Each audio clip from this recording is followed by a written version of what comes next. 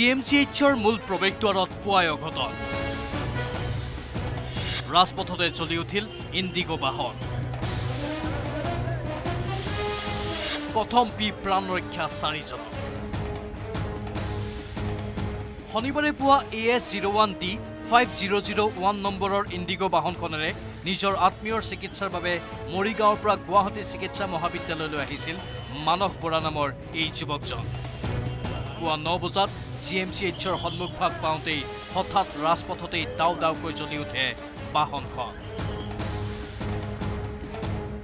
মই মৰিগাঁৱৰ পৰা GMCলৈ আহিছিলোঁ আহোঁতে গাড়ীখন ধোঁৱা মাৰিছিলে আহি মই এইখিনিতে গাড়ীখন ৰাখি দিলোঁ মই ট্ৰেফিক চাই আছিলে মই তেওঁক ক'লোঁ যে গাড়ীখন ধোঁৱা মাৰিছে আপুনি ফায়াৰ ব্ৰিগেড মাতি দিয়ক তেখেতে আধা ঘণ্টালৈ ফায়াৰ ব্ৰিগেড মতা নাই তাৰপিছত আধা ঘণ্টাৰ পিছত অট'মেটিক নিজে নিজে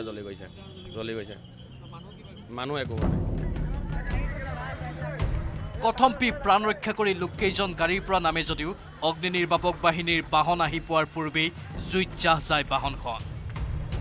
প্ৰায় 20 মিনিটৰো অধিক সময় GMCHৰ মূল প্ৰৱেশদ্বাৰতেই বাহনখন জ্বলি থকাত অঞ্চলজুৰি তীব্ৰ আতংকৰ সৃষ্টি হয়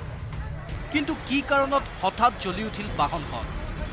সন্দেহ কৰা হৈছে যান্ত্ৰিক বিজুতিৰ বাবেই সংঘটিত হ'ল এই অগ্নিকাণ্ড অৱশ্যে আৰক্ষী আৰু অগ্নি নিৰ্বাপক বাহিনীৰ তৎপৰতাত প্ৰথম ৰক্ষা পৰে এক ভয়ংকৰ দুৰ্ঘটনাৰ পৰা দীৰ্ঘ সময়ৰ অন্তত জুই নিৰ্বাপন কৰিবলৈ সক্ষম হোৱাৰ পিছতেই বাহনখন লৈ যোৱা হয় সেই স্থানৰ পৰা